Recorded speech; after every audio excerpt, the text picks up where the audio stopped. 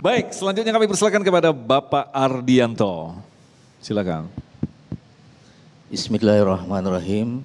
Assalamualaikum warahmatullahi wabarakatuh. Perkenalkan, saya nama Ardianto sebagai dosen pada program studi Teknik Informatika di Universitas Pamulang. Saya juga tergelitik dengan judul itu ya. Jadi masalah mengawin ini, Indonesia ini kita tahu sangat heterogen juga. Semua agama itu ada di sini. Kecuali ya negara Islam itu jelas itu ya. Jadi kemungkinan kita berinteraksi dan bersentuhan dengan agama lain pasti ada. Terutama tadi ada kecantikan, kekayaan dan sebagainya. Nah, pertanyaan pertama itu, sejauh mana tanggung jawab orang tua ini?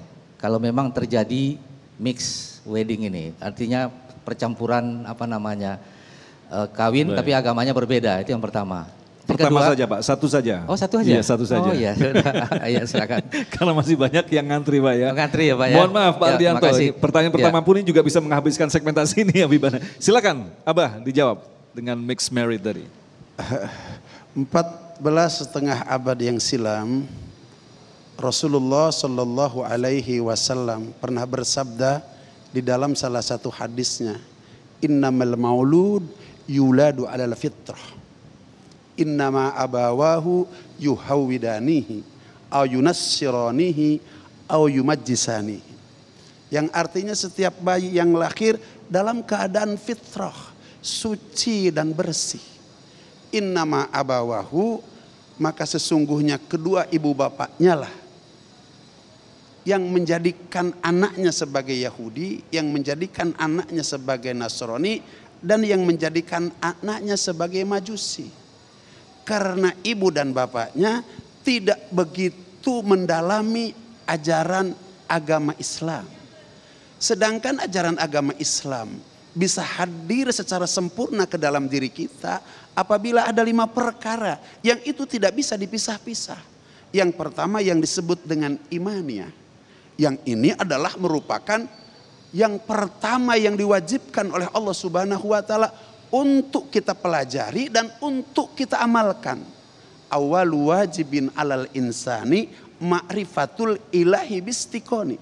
Yang pertama yang diwajibkan kepada kita adalah makrifat, iman, yakin kepada Allah Subhanahu wa taala. Kemudian yang kedua adalah ibadah. Tidak cukup kita dengan iman kepada Allah Subhanahu wa taala, yakin kepada Allah Subhanahu wa taala, makrifat kepada Allah Subhanahu wa taala bila tidak diikuti dengan ibadah kepada Allah Subhanahu wa taala. Kemudian yang ketiga, setelah kita punya iman, ibadah kepada Allah Subhanahu wa taala masih belum cukup, tapi muamalah, makan, minum kita harus daripada sumber yang halal, sehingga memberikan makan minum kepada kita, suami istri kita dan anak kita, ini penting dicari dari jalan yang halal. Karena Rasulullah pernah bersabda dalam salah satu hadisnya, kullu lahmin nabata min haramin fannaru aulabi. Setiap daging yang tumbuh dari makanan dan minuman yang haram, api neraka lebih utama baginya nanti di akhirat. Bapak Ibu sekalian yang dirahmati oleh Allah Subhanahu wa taala, makanan yang didatangkan dari cara yang tidak halal, minuman yang didatangkan dari cara yang tidak halal, ini akan membuat kepada orang yang memakannya akan terjadi sebuah perubahan.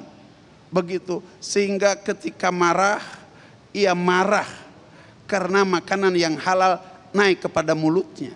Matanya akan merah, makanan yang tidak halal akan merubah matanya. Makanan yang tidak halal akan merubah tangannya. Makanan yang tidak halal akan merubah kakinya. Oleh karenanya kalau ada KDRT sekarang, pastikan bahwa itu dari makanan yang tidak halal. Yang diberikan kepada istri, dimakan oleh suami, diberikan kepada anak. Na'udzubillah, tsumma na'udzubillahi min dzalik. Kemudian yang keempat adalah munakahah. Dalam pernikahan kita harus benar. Wallahi agama tidak akan hadir secara sempurna kalau kita tidak menikah dengan cara-cara yang diatur oleh Allah Subhanahu wa taala. Yang tahu terhadap kehidupan kita itu baik di dunia maupun kelak di akhirat siapa? adalah Allah Subhanahu wa taala. Ketika Allah Subhanahu wa taala mengatur dalam kehidupan rumah tangga harus berdasarkan aturan agama Allah Subhanahu wa taala, berarti Allah yang paling tahu bagaimana kehidupan rumah tangga yang bahagia, yang mulia baik di dunia maupun di akhirat. Yang terakhir adalah akhlak. Maaf, Abah ingin sampaikan sebuah cerita. Pernikahan, kurang apa pernikahan Fir'aun dengan Siti Asyah. Fir'aun punya harta yang banyak, kedudukan yang tinggi, tapi Fir'aun tidak beriman kepada Allah Subhanahu wa taala, tidak bertakwa kepada Allah Subhanahu wa taala, memaksa seorang yang cantik tadi li jamaliha, namanya Siti Asyah, dipaksa karena tidak ada yang bisa melarang terhadap Fir'aun laknatullah alaih. Aku punya harta, aku punya kekuasaan, maka dinikahlah itu yang namanya Siti Asyah.